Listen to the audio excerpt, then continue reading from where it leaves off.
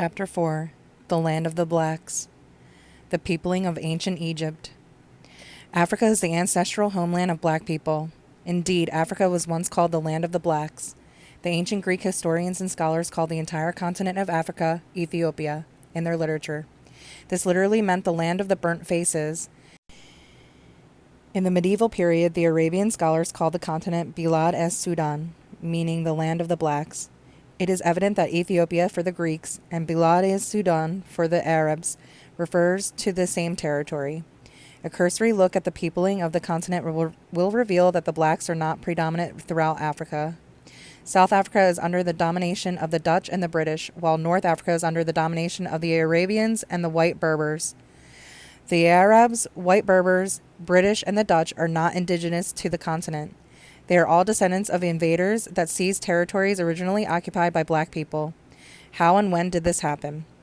There has been considerable population replacement in North Africa due to invasions and occupations. The Arabians attacked and occupied North Africa between 639 and 708 AD.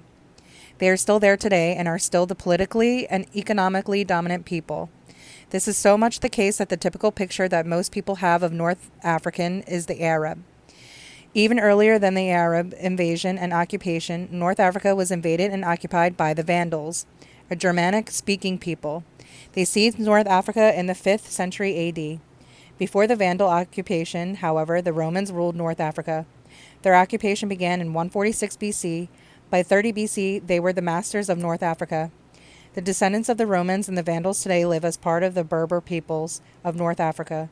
Before the Roman period, however, the Greeks occupied Egypt in 332 BC, and the Persians occupied Egypt in 525 BC. These invasions led to the Indo-European people ruling Egypt. The ancient Egyptian civilization, however, is thousands of years older than 525 BC.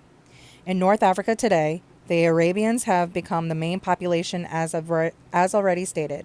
There are also large light-skinned populations that are descendants of the Vandals, Romans, and Greeks. In Egypt, the Coptic or Christian population, generally claimed to be descendants of the pharaohs, are mostly of Egyptian Greek ancestry. As with many mixed populations, some are dark and others are pale. Even the Coptic scripts illustrates the reality of cultural admixture. The Coptic script is largely based around the ancient Egyptian language, but is written using the Greek alphabet. Clearly, the ancient Egyptians could not have been Arabs, Vandals, Romans, Greeks, or Persians. So who were they? The classical writers were the ancient Greek and Roman scholars. They were described the ancient Egyptians during the periods of Persian, Greek, and Roman ancestry. The term Egyptian in their writings only referred to the indigenous people and not the foreign ruling classes in Egypt, such as the Persians, the Greeks, and the Romans. Another term that the classical writers use is Ethiopian. It literally means the burnt-faced people and is an ancient term for Negro. Pliny the Elder was a Roman naturalist. In 77 AD, he wrote the voluminous Natural History. In Book 2 of this work, there is an attempt to show the link between physical appearance of the peoples of Africa, Northern Europe, and Southern Europe, and also the climate in which these peoples lived.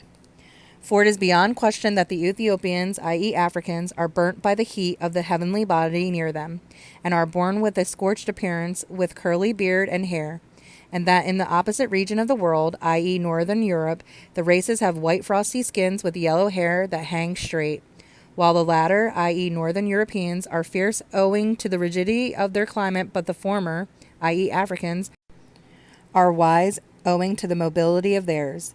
In the middle of the earth, presumably Italy, owing to a healthy blending of both elements, men are of medium bodily stature with a marked blending even in the matter of complexion.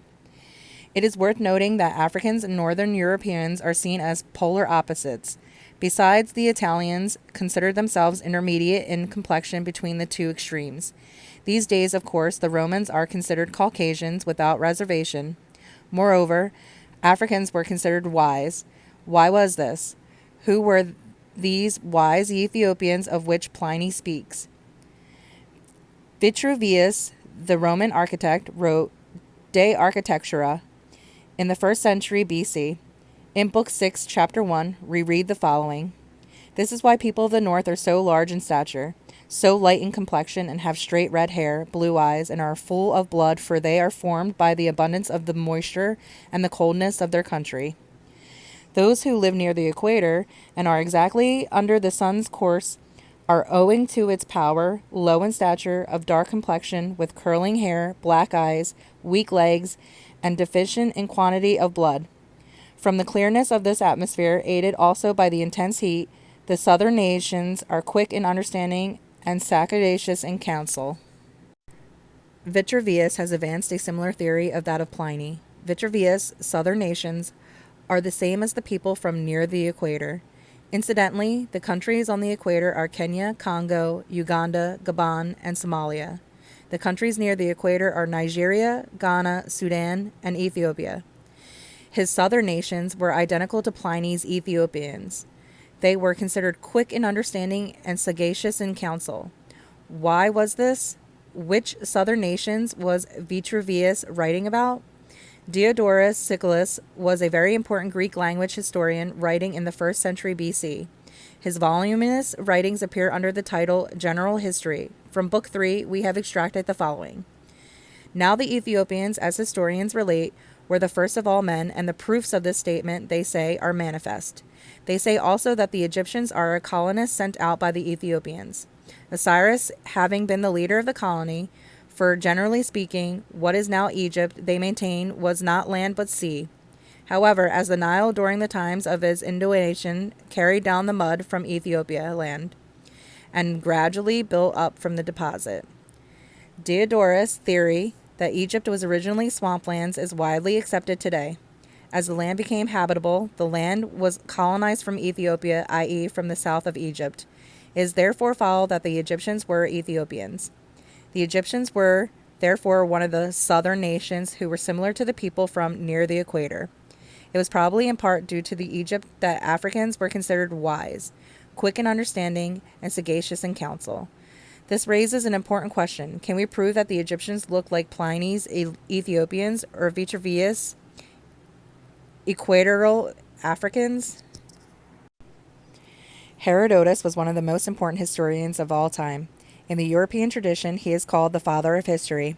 He wrote the first history book by a European that is still in circulation today.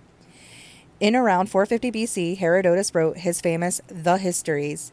In Book 2 of this valuable work, we are assured that there could be no doubt that the Colchians are the Egyptian race. Before I heard any mention of the fact from others, I had remarked it myself. My own conjectures were founded, first, on the fact that they are black-skinned and have woolly hair, which certainly amounts to but little, since several other nations are so too. But further and more, especially on the circumstance that the Colchians and the Egyptians are the only nations who have practiced circumcision from the earliest times. Clearly, the Egyptians had black skins and woolly hair. These features are similar to the dark complexions and curling hair that Vitruvius ascribes to equatorial Africans. Galen was an important writer from the classical period. He wrote Mixtures in the 1st century AD. In Book 2 of this work, we are assured that it is a matter of observation that hairs themselves, in proximity to a fire, immediately curl. Thus, Ethiopians, for example, are all curly-haired. On the following page, we are informed that the hair of the Egyptians, and in general all peoples who inhabit hot, dry places, has poor growth and is black, dry, curly, and brittle. That of the inhabitants of cold, wet places has reasonably good growth and is thin, straight, and red. Those who live in some well-balanced land, presumably Italy, which is between these in quality, have hair with extremely good growth, which is strong, fairly black, moderately thick, and neither completely curly nor completely straight. Galen has a related theory that corroborates that of Pliny and also of Vitruvius. According to him, Egyptian hair was black, dry, curly, and brittle. We note that this is slightly different to Somalian hair, which is relatively soft rather than brittle. Furthermore, Egyptian hair was different to Italian and presumably Mediterranean hair. Notice also that even Mediterranean hair was fairly black in color. Lucian was a Greek writer. In 160 AD, he wrote a famous dialogue called Navigations. An extract from this dialogue between Licinius and Timaeus reads as follows. Licinius, this Egyptian boy is not merely black, he has thick lips and his legs are too thin. His hair worn in plait behind shows that he is not a free man. Timaeus, but that is a sign of really distinguished birth in Egypt. Lucian shows that thick lips and thin legs existed among the Egyptians. Lucian's thin legs corroborates the weak legs that Vitruvius ascribes to equatorial Africans, a slight and lanky appearance. Aristotle was an important Greek scientist from that period. Martin Bernal of Cornell University paraphrases some of Aristotle's ideas in his controversial work Black Athena, Volume 1. In a very early example of modern racial discrimination against ancient Egyptians, writes Bernal, Winckelmann followed Aristotle's claim that they were mostly bandy-legged and snub-nosed. This is evidence of snub noses and bandy legs among the Egyptians. This data corroborates the findings of other writers. For example, Aristotle's bandy legs are similar to the weak legs that Vitruvius ascribes to equatorial Africans. Other classical writers say the following about the ancient Egyptians. Aeschylus, the Suppliants, described the Egyptians as sable-limbed. Heliodorus, an Ethiopian history, refers to them as black-colored. Apollodorus, the family of Inachus, calls them the black-footed ones. Finally, Aristotle in Physiognomy wrote that they were too black. We can therefore conclude that the ancient Egyptians were black-skinned, black-footed, or too black, and they had sable limbs. They had black, woolly, dry, brittle, and curling hair. Their hair is also an authentic example of Ethiopian hair. They possessed snub noses and thick lips. They had bandy or thin legs, i.e. a slight and lanky appearance. They also were of the same race as Ethiopians and equatorial Africans and were descended from them. The one equatorial people they may not have resembled were Somalians, due to a slight difference in hair type. Finally, the ancient Egyptians bore no resemblance to Southern Europeans or other Mediterraneans in the following respects. They had a different skin color, a different hair type and texture, a different build, and a different lineage. Analyzing the physical remains supports the evidence supplied by the classical writers. In this vein, Professor Diop, a Senegalese historian, carried out research on Egyptian mummy skin. He presented his findings at a debate called the Cairo Symposium in January and February 1974 to discuss the peopling of ancient Egypt. The debate was published in UNESCO's General History of Africa, Volume 2, edited by G. Mokhtar in 1990. In the essay entitled An Annex to Chapter 1, Report of the Symposium on the Peopling of Ancient Egypt and the Deciphering of the Meroitic Script, we read the following. Skeletons with fragments of skin attached have been discovered by Elliot Smith. These fragments, stated Professor Diop, contain melanin in sufficient quantity to establish them as Negro skin. In the quest for positive proof, Professor Diop had studied a number of preparations being subjected to laboratory examination in Dakar. These consisted of samples of skin taken from mummies found in the Maria excavations.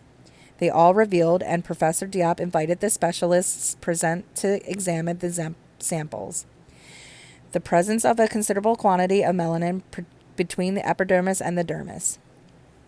The skin analysis shows that all the Maria excavation mummies had Negro skin. This data was presented in the context of a debate. All of the scholars present, including the opponents, were invited to check the samples. None of them challenged the findings. This evidence therefore stands unchallenged. There is evidence that supports the view that the Egyptians had a lanky and slight appearance. There is a difference between tropical and temperate adaptation. It affects stature, slightness, and lankiness, also skin color.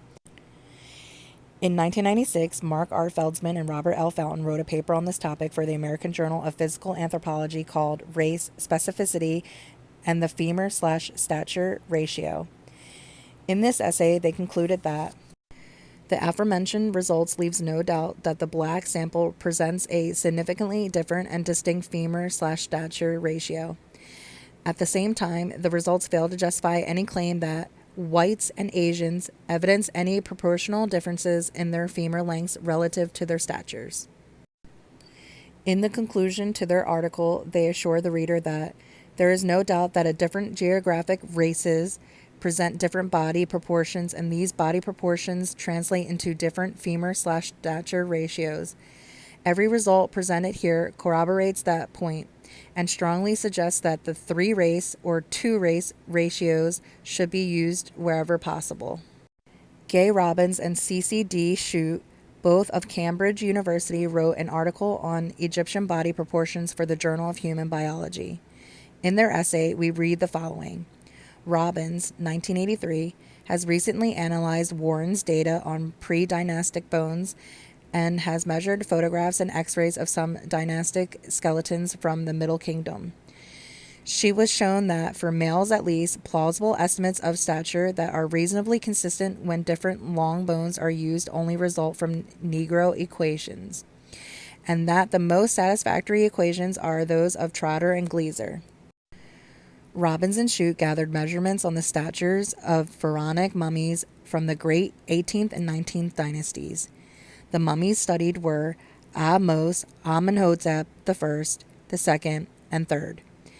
Smenkhare, Tutmos the first, the second, the third, and the fourth. Tutankhamun, Seti the first and second, Ramses the second, Merneptah, and Siptah. The evidence led to the following conclusion. It can be seen that all pharaonic values, including those of Smenkhare, lie much closer to the Negro curve than to the white curve. Since stature equations only work satisfactorily if the individuals to whom they were applied have similar proportions to the population group from which they were derived. This provides justification for using Negro equations for estimating stature from single bones of the New Kingdom pharaohs, reinforcing the previous findings of Robbins, 1983. The anthropological analysis of Robbins and Shute demonstrates the ancient Egyptians of all periods, pre-dynastic, Middle Kingdom, and New Kingdom, were tropically adapted in appearance. This provides additional support and corroboration for the black skin color. The abstract to their paper reads in part, "It is shown that the limbs of the pharaohs, like those of other ancient Egyptians, had negroid characteristics. There is evidence that the Egyptians of antiquity had woolly hair." Dr. F. D. P. Wicker is a contemporary English Egyptologist. He is author of an interesting work called Egypt and the Mountains of the Moon. This work was published in 1990 and contains the following data. That the ancient Egyptians had black curly hair is evident from their own illustrations and from their hieroglyph for hair, which shows 3 tight braids as still worn by many African tribes. One such braid was recovered from a tomb of Abydos by Flinders Petrie. It is now the Ashmolean Museum in Oxford, number E1669. Later on, Dr. Wicker tells us that the Egyptians had a number of possessions that are still found across the equatorial Africa, such as headrests, which are uncomfortable for people with straight hair. Michael Rice is a contemporary English historian. He is best known for his work Egypt's Making, which was published in 1990. Rice tells us that the Egyptians also manufactured a very striking range of combs in ivory. The shape of these is distinctly African and is like the combs used even today by Africans and those of African descent. The research of the 2 modern English historians, Wicker and Rice, showed that Egyptian art and hieroglyphic for hair suggests Afro hair. Also, Egyptian headrests were only compatible with Afro hair, and finally, the Egyptians had Afro combs. Further support for this view comes from a physical anthropological analysis of ancient Egyptian hair. We are indebted to our colleague Fari Supia, whose research provided a basis for this topic.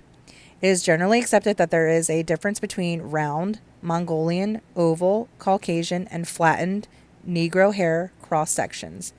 Mr. Supia has analyzed 5 studies of ancient Egyptian hair based on a total of 53 individuals, pre-dynastic and dynastic periods. The 5 studies were those of Pruner Bay, 1877, which yielded 6 hair samples and an average cross-section index of 64.35. Eugene Straw, 1971, had 7 samples, average 55. E. Rabino Massa et al., 1972 and 1980, both giving a total of 26 samples, average of 66.54. And finally, Tichabovia and Tichabok, 1977, gave 14 samples, 53.85. The total sample of 53 gives an average cross-section index of 61.4.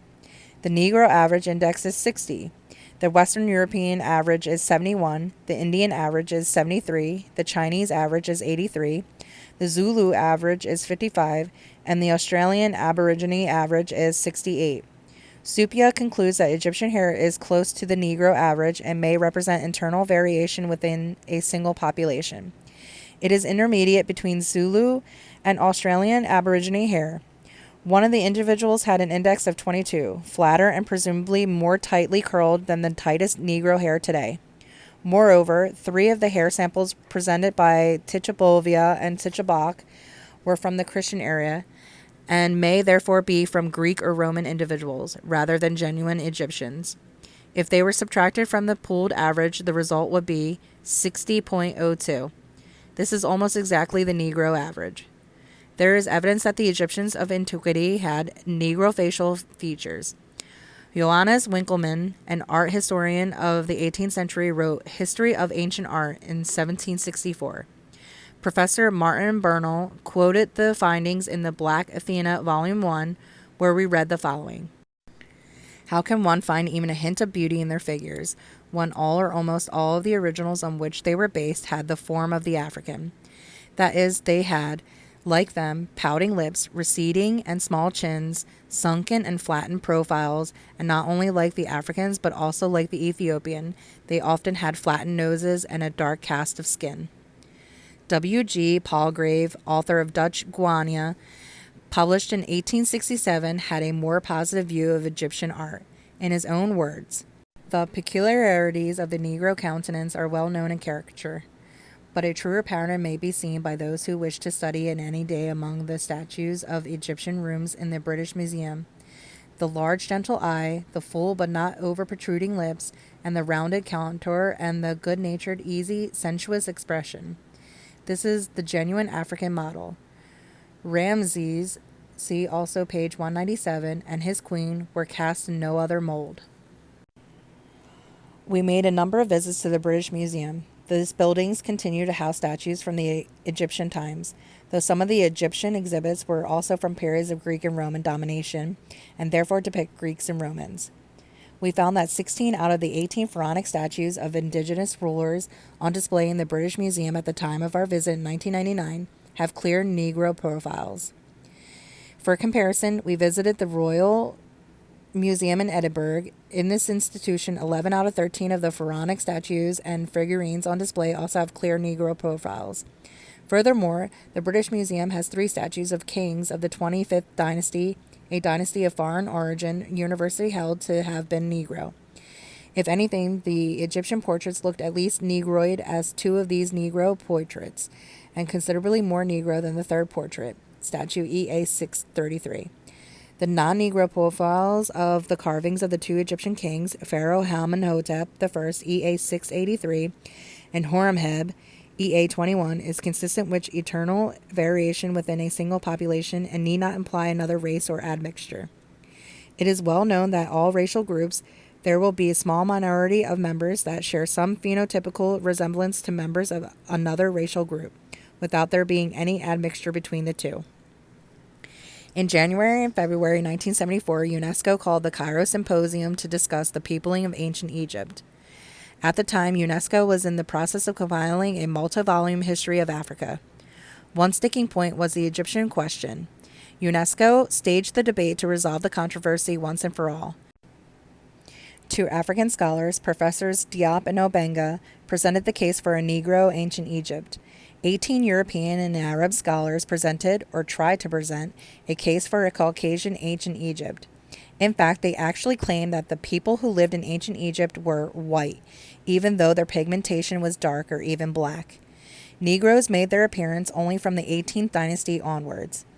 It is difficult to believe that 18 sober scholars signed their name to this nonsense, but truth can sometimes be stranger than fiction. The conclusion on the debate was published in UNESCO's General History of Africa, Volume 2, edited by G. Mokhtar in 1990. The debate was reproduced in an essay entitled Annex to Chapter 1, Report of the Symposium on the Peopling of Ancient Egypt and the Deciphering of the Meroitic Script, where we read the following. It is to be expected that the overall results of the symposium will be very differently assessed by the various participants. Although preparatory working paper set out by UNESCO gave particulars of what was desired, not all participants had prepared communications comparable with the painstakingly researched contributions of Professors Sheikh Anta Diop and Obenga. There was consequently a real lack of balance in the discussions. In other words, Professors Diop and Obenga soundly defeated the 18 opponents by proving that the ancient Egyptians were Negroes. The peopling of North Africa. In North Africa, outside of Egypt, a remarkable tradition of prehistoric art developed called the Saharan rock paintings. Artists would decorate and graffiti on cave walls, indeed on any suitable rock's face, using the striking colors of red, yellow, black, and white, and others. The tradition in Algeria, in the Talsine Algier region, dates back to around 8,000 or 7,000 BC and continued for thousands of years. Henry Lotte, author of The Search of the Tassili Frescoes, was the major authority on these paintings. In this work, he asked for peoples depicted in the frescoes. Were these people Negroes or whites? He presented his summary thus. The profiles were astonishing in their diversity. Some were Progothonous, others of European type, so that perhaps we may conclude that the physique of these people were not uniform and that several different human types lived side by side, just as they do today. The Tuareg and the Negro slaves, the variety of costume, which include long tunics, short loincloths, garments and of fiber, etc., tends to confirm this assumption. All the same, the most common profile suggested that of Ethiopians. Since the most common profile suggested that of Ethiopians, Mr. Lotte considers these paintings to afford us the most ancient data that we have concerning Negro art. Likewise, the paintings prove that in prehistoric times, Black Africa stretched much further north than it does now. Just how far north was this? Specialists in ancient African geography who took their stand on the texts of Pliny and Ptolemy thought indeed, and some of these specialists still think, that the land of the blacks referred to by these authors was situated not on the latitude of the Niger, but that it began on the edge of the North African cultivatable areas. In a television program entitled Africa, Different but Equal, Dr. Basil Davidson, its distinguished presenter, drew conclusions that echoed those of the Lotte. As far as Davidson was concerned, the figures depicted in these prehistoric Algerian paintings look to be obviously African in origins. The only points that we need to add here concerns the minority of Saharans depicted with non-Negro profiles. Concerning skin color, Mr. Lotte is clear that the figures were all executed in similar colors. Only the structure of the faces differed from the Negro. Lotte himself identifies the non-Negro profiles as belonging to the Puyol, also called Fulani. The Puyol Fulani are a population of West Africa that show a marked resemblance to the Maasai of Kenya. They are Negroes, but they typically have narrower faces and lips. As with the Egyptian example of the pharaoh Horemheb discussed above, this again indicates internal variation within a single population. Finally, we cannot agree with Lotte's hint that the Tuaregs are a separate population from Negroes. Contrary to Lotte, the majority of Tuaregs are neither Negroes or mulattoes. Almost none are white. In the old European literature, the indigenous North Africans to the west of the Egypt were called Moors, meaning dark or black. Moor may originally have been derived from the name of the ancient Kushite, Sudanese city of Meroe. A number of early Latin-speaking scholars commented on the origin of the Moors. Juvenal, for example, wrote, "Your cups will be handed to you by the bony hand of some Moor, so black you'd rather not meet him at midnight." Continuing this theme, the African-American anthropologist Miss Dana Reynolds Marnish wrote a highly informative paper of the peopling of North Africa. Marshall's writings, we read the phrase, woolly hair like a Moor. Silius Italicus, an early writer around the beginning of Christian era, describes the Moors as negra or black. Corippus, a 6th century historian, in his Johannid comedy, speaks of their facies negroci coloris, and their blackness as horrida, or horrifying. Procopius, another 6th century Byzantine historian, says the Moors, Morusoia, were people composed of a number of black-skinned tribes who had gained domination over all North Africa after the period of Vandals, i.e. Germans, ascendancy in Africa. Clearly, the Moors of the Roman times were a woolly-haired and black-skinned population who were midnight-colored. This shows continuity between the Moors and the much earlier peoples of the Saharan rock paintings who were obviously African in origins. Richard Hakluyt, an English traveler of the 15th century, wrote that, in old times, the people of Africa were called Ethiops, i.e. Ethiopians, and Nigriste, i.e. blacks, which we now call Moors, Morans, and Negroes. Andrew Boord, an English writer of the early 16th century, noted that there may be many Moors brought into this Christendom, into great cities and towns to be sold. They have great lips and knotty hair, black and curled. Their skin is soft, and there is nothing white but their teeth and the white of the eye. William Shakespeare uses the term Moor to refer to Negroes in his dramas, most notably Othello, Merchant of Venice, and Titus Andronicus. Adam Lively, the Welsh author of Masks, Blackness, Race, and Imagination, comments that the presence of Moors and the practice of blacking up by white actors in the Elizabethan theater are but part of a broader and older folk tradition that testifies to an African presence at the very roots of European culture.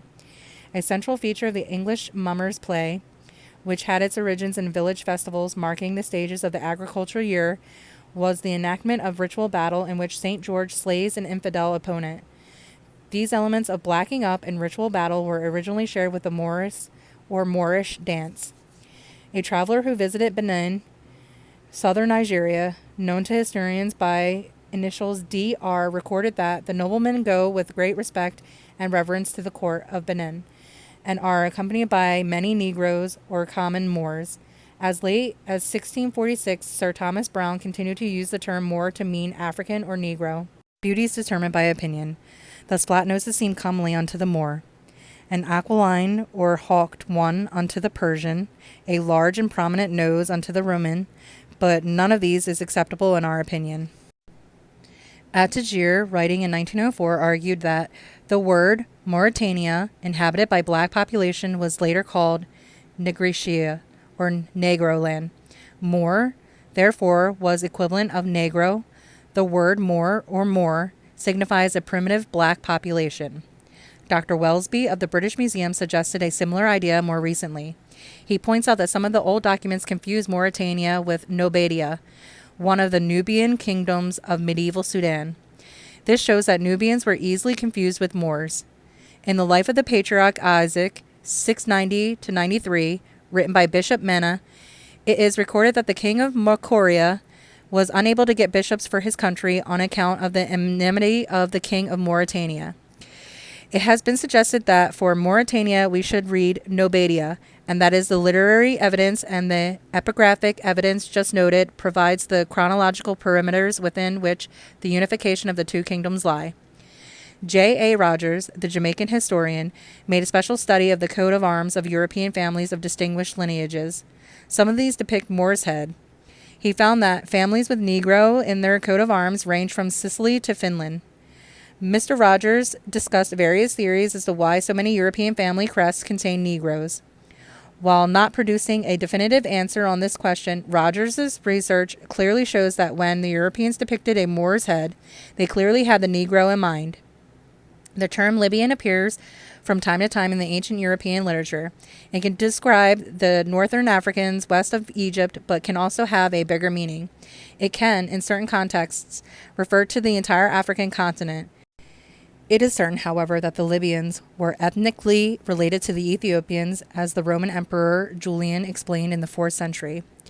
For different natures must have existed in all those things that among the nations were to be differentiated, says Justinian, Thus, at any rate is seen, if one observes how very different in their bodies are the Germans and the Scythians from the Libyans and Ethiopians. Emperor Julian's perspective is clearly in line with the ideas of Pliny, Vitruvius, and Galen, cited earlier. Likewise, the physical appearance of the Libyans was the starkest contrast with that of the northern Europeans. No doubt Italians were intermediate between the two extremes. In Arabic records, the terms Moor and Libyan do not usually appear. The favored term for the indigenous North Africans seem to have been Berber.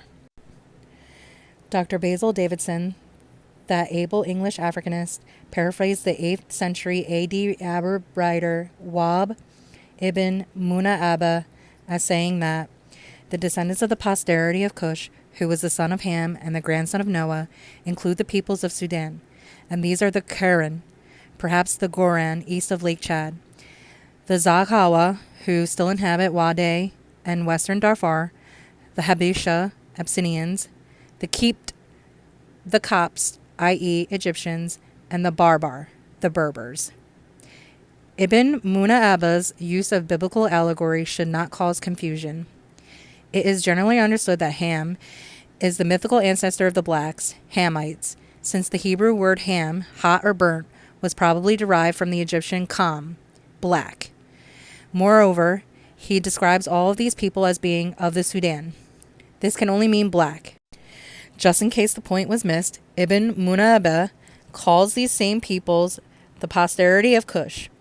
Writing in the 9th century A.D., the brilliant black Arab scholar Al-Jahiz stated that among the blacks are counted the Negroes, the Ethiopians, the Fezzan, the Berbers, the Copts, the Nubians. Summarizing the information, the original Moors, Berbers, Libyans were black-skinned, such that only the whites of their teeth and eyes stood out. In addition, any white actor that played them had to black up. They had black, woolly, curly, or knotted hair. They considered flat noses to be comely, and they also possessed great lips. They were racially akin to Ethiopians, Cushites, Nubians, Negrete, and Negroes. Furthermore, their ethnic appearance made them polar opposite to that of the northern Europeans. Finally, their history in North Africa can be traced back at least 10,000 years to the earliest rock art of the region, which, as Lotte put it, was apparently the work of Negro artists. Despite the evidence, some modern authors who really ought to know better have attempted to construct a false picture of ancient North Africa. They attempt to portray the white Berbers, who are really descendants of the Romans, and the Vandals, i.e. Germans, as if they were the original Moors or Berbers. These European groups invaded and occupied North Africa in the 2nd century BC and the 5th century AD, respectively. The Berbers today are consequently a very mixed ethnic group of blacks, whites, and the resulting mulattoes. Mrs. Erskine, author of Vanished Cities in Northern Africa, wrote that there are tall, fair Berbers to be found in certain regions, and there is the more general, well-set-up dark type that we meet in the Kabyle Mountains and the desert.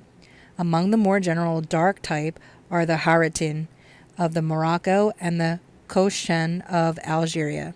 A further source of confusion concerns the presence of Negroes of West African descent living in northern Africa. Some of these peoples are descended from groups captured and enslaved after the 16th century AD in Arab-led raids against West Africa. Some historians deliberately muddle these groups with the Haratin and the Kochen to create the false impression that all Negroes in North Africa are descended from post-16th century slaves from West Africa. In this way, it is possible for dishonest historians to deny the original inhabitants of the region their credit in building the Carthaginian and Moorish civilizations. The true Negro hypothesis. Other writers have opinion that the only authentic black Africans, true Negroes, are the people of West Africa. There is no racial distinction between West Africans and blacks in any other part of Africa, but the reason why this absurd claim is made is to restrict the scope of African history to West Africa in general and the slave trade in particular. Meanwhile, these dishonest historians can claim that the rest of Africa was inhabited by Caucasians, or at least non-Negroes, and can set about stealing its history and passing it off as a Caucasian achievement. Some of these writers label the non-West African peoples as Pygmies, Bushmen, Hottentots, Bantus, Hamites, Semites, Donakils, Cushites, Moors, Berbers, etc. Following this reclassification, the same scholars allege that the other groups have part or full Caucasian ancestry. If some members of these groups, for example, display long and narrow faces, narrow noses, less thick lips, etc., the racists can have a field day. Dr. Chancellor Williams gave an excellent explanation of how such writers have attempted to accomplish this. Much of the history of Africa has been written by anthropologists.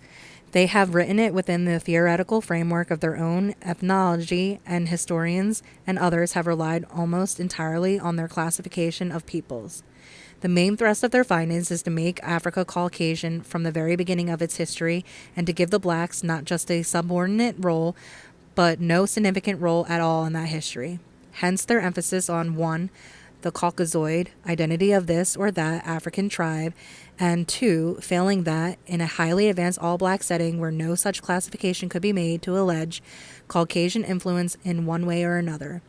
In line with their presumption in taking over the continent and reordering its racial composition, the anthropologists and their historian followers have declared that the true Negroes, black Africans, are concentrated in West Africa only.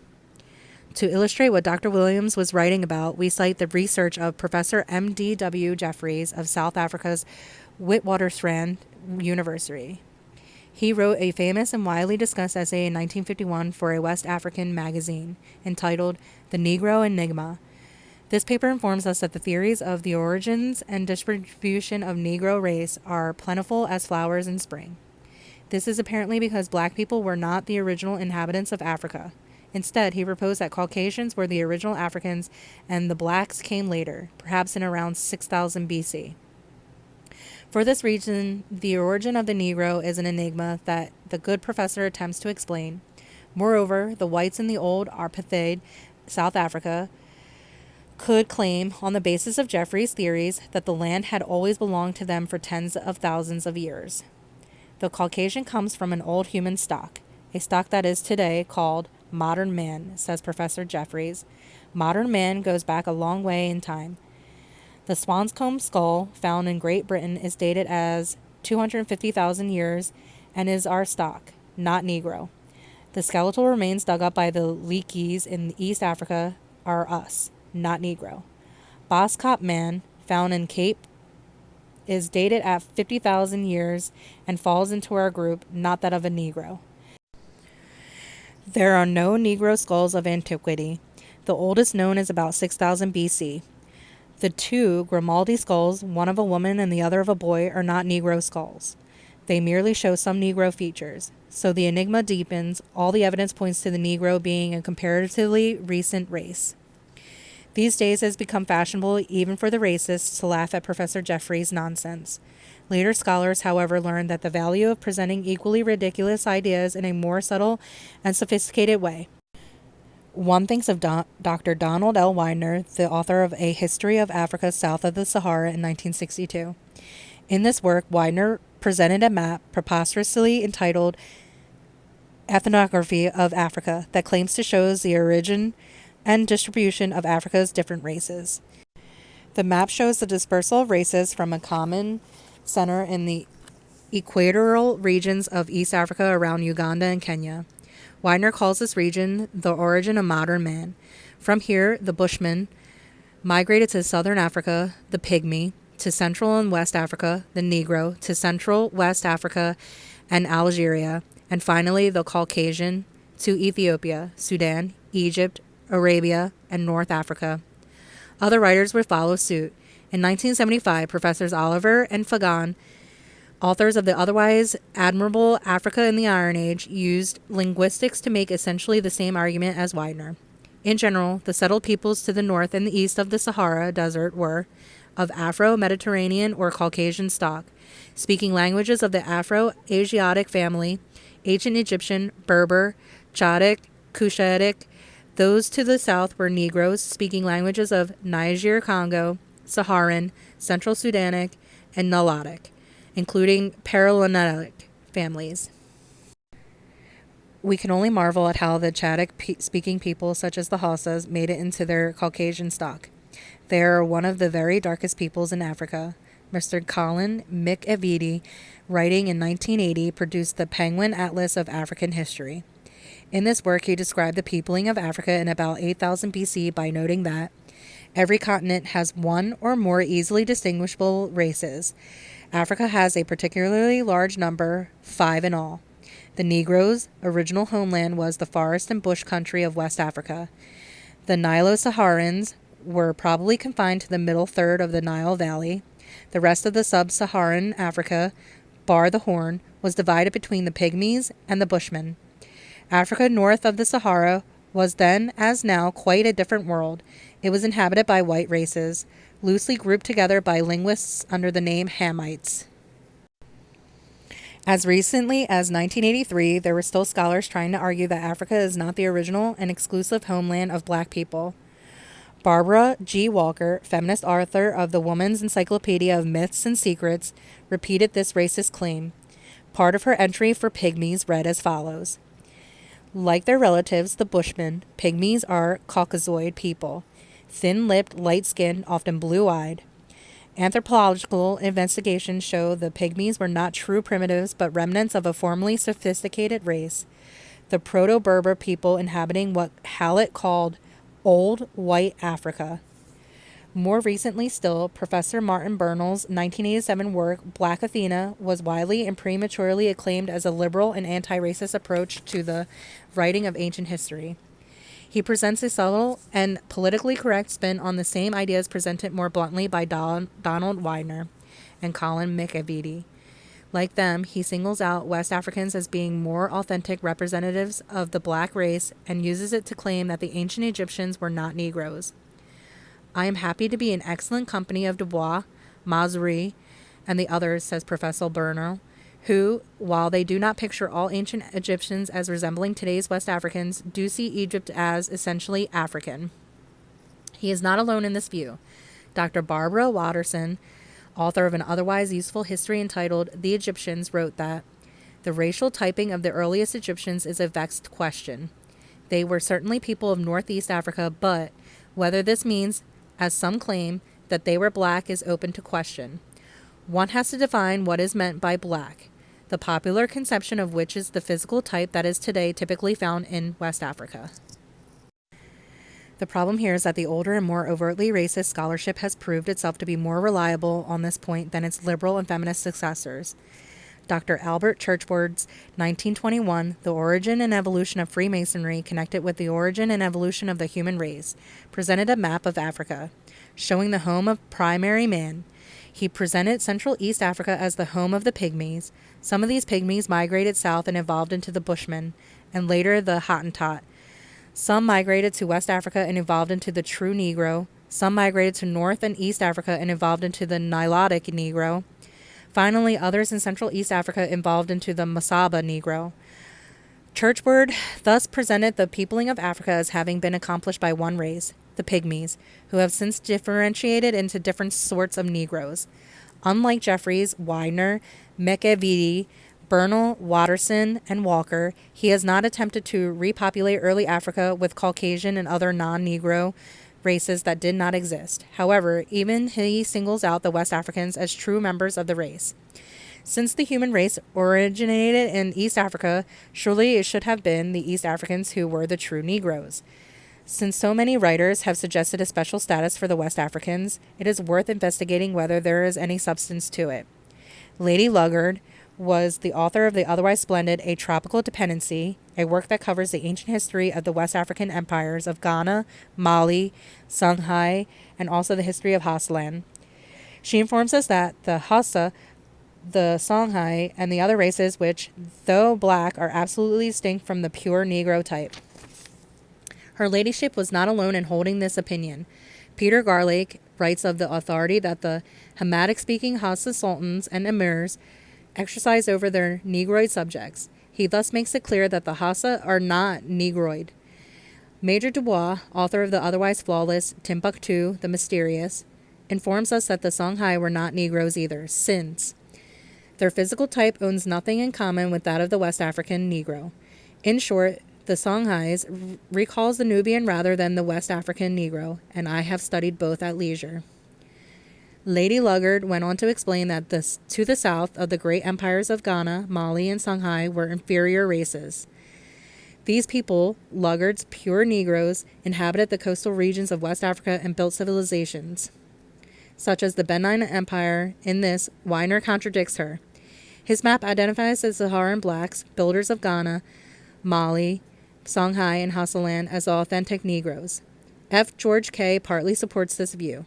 He wrote that the people of Kano, the main Hausa city, were true Negroes, very black and very tall. Moreover, racists can be found to specifically deny that the Bini were genuine Negroes.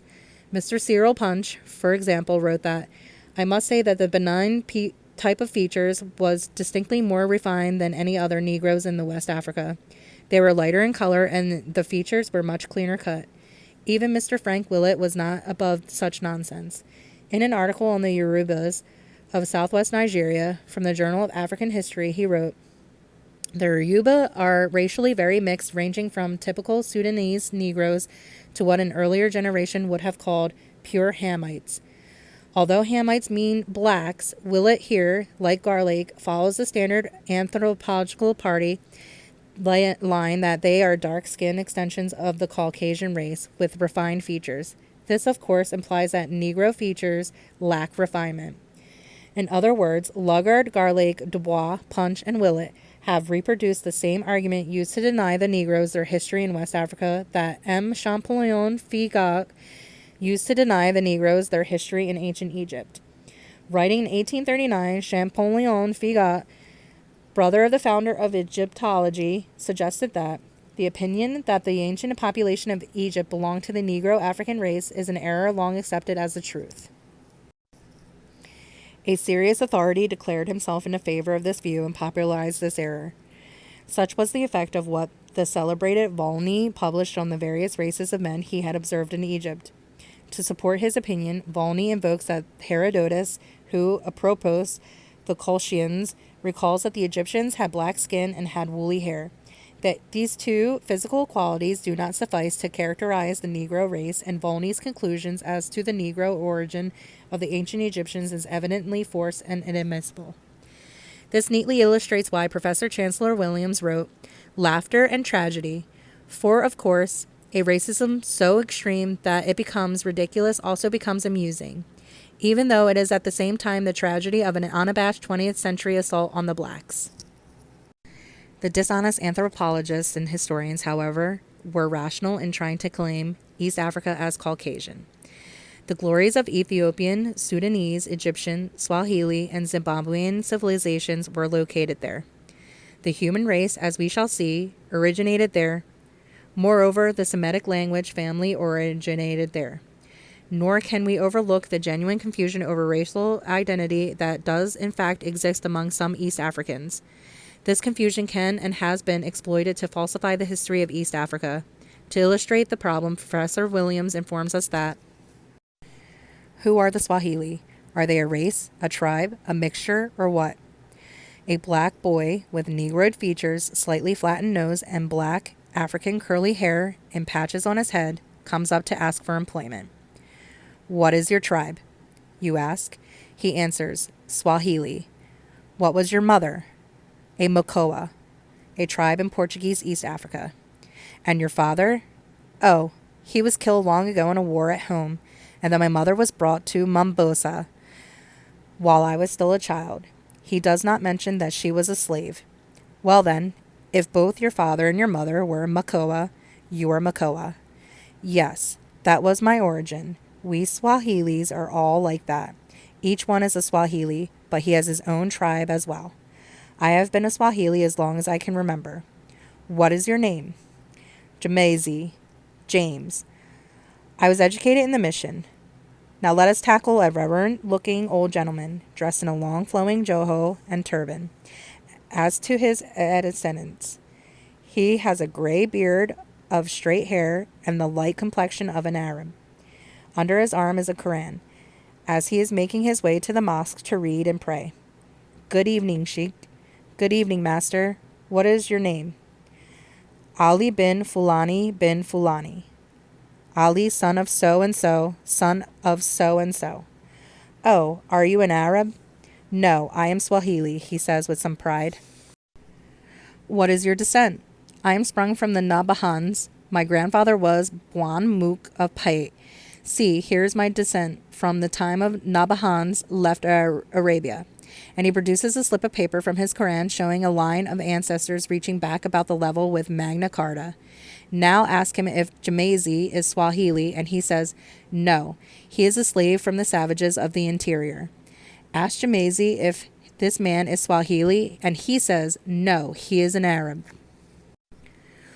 On who is the true Swahili, Captain Stigin concluded that if Jamazi's father had been an Arab or a true Swahili, Ali would have said, yes, he is Swahili, in spite of the fact that his mother was an African slave, but then his name would not have been Jamazi.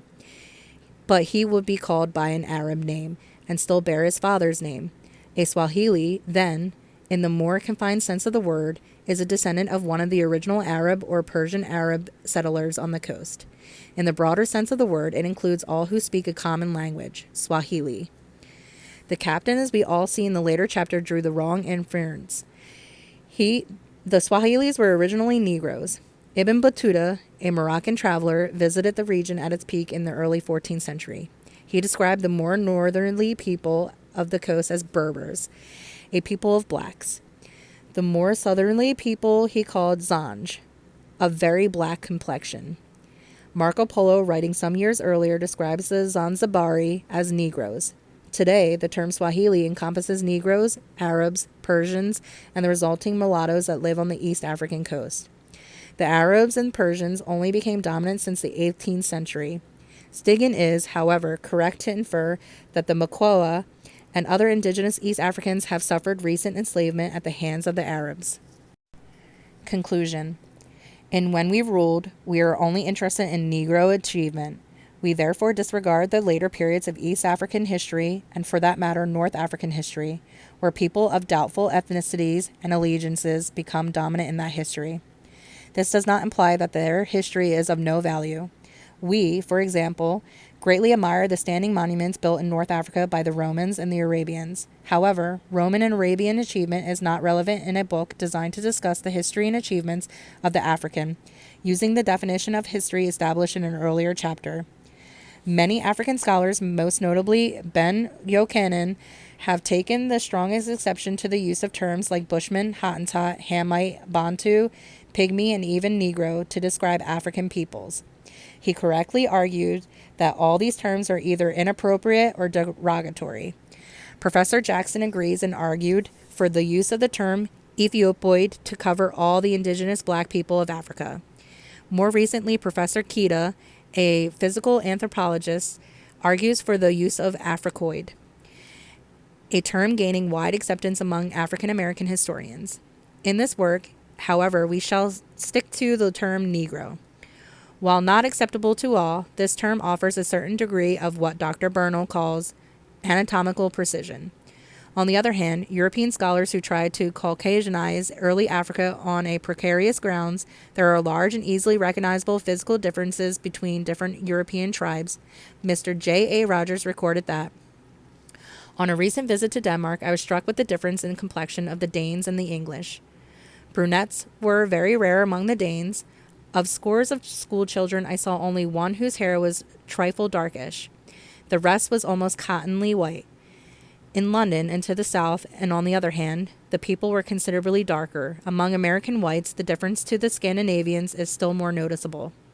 Continuing this theme, Dr. Cheikh Anta Diop remarked that if the African anthropologist made a point of examining European races under the magnifying glass, he would be able to multiply them ad infinitum by grouping physiognomies into races and subraces as artificially as his European counterpart does with regard to Africa. He would in turn succeed in dissolving collective European reality into a fog of insignificant facts. Following the precedent set by Colin McVitie, it is possible to divide European peoples into races and thus allege recent Negroid ancestry for the darkest European peoples, the Mediterraneans. Following Bernal and Watterson, it is further possible to classify the Danes as the true Caucasian and thus deny any racial affinity between them and the Greeks or the Romans. One could claim that any European that does not have cottonly white hair is really a mulatto. Furthermore, any achievement made by such a European people is in reality due to the mixed or Negro ancestry in the population. In addition, one could introduce concepts such as Europe north of the Alps to refer to white Europe and claim any achievement south of the Alps belongs to Africa. In this way, all of the European history becomes medieval or post-medieval. In addition, the dolmens and stone circles of Northern Europe, the earliest major achievements in this part of the world, lack convincing archaeological evidence of Caucasian involvement. One could exploit this fact to deny any prehistoric Caucasian progress. Finally, African anthropologists could invent terms for some white groups such as Iceman, every bit as insulting and dubious as their term Bushman. Correct name, Khoisan. Thus, the Mickeyvides, Bernals, Wattersons, and other European scholars who try to racialize the history of Africans stand to lose much more than they could possibly gain if their own ideological weapons were turned against them. We give the final word on this issue to the Reverend Dr. Isaac Osabuti Ogwades, a Ghanaian scholar. In a remarkable book written as a thesis as a young man called Rationale of African Religious Rites, he notes that it does appear evident that partly for the convenience of exotic imperialism and partly for fostering a discordant and contemptible atmosphere in African communities, modern ethnologists have adopted methods which tend to unsolder the unity of the Aborigines, i.e. original inhabitants of Africa, the conventional nomenclature, Hamitic, Ethiopic, Negro, all of which mean black, and two of which could be eliminated on the score of needlessness. Thus, one finds in the Encyclopedia Britannica the Hamitic, the Ethiopic, and Negro, the Somalian, the Bushman, the Kafir, the Libyan, and whatnot. Then we hear the anthropologists say the Hamitic is not Negro, the Ethiopian is not Hamitic, the Negro is not Hamitic, the Somalian is not Ethiopian, the Bushman or Kafir is not Negro, etc., which is tantamount to saying the black man is not black, the black man is not black, the black man is not black, an endless series of circulus defendo of negative and ludicrous type.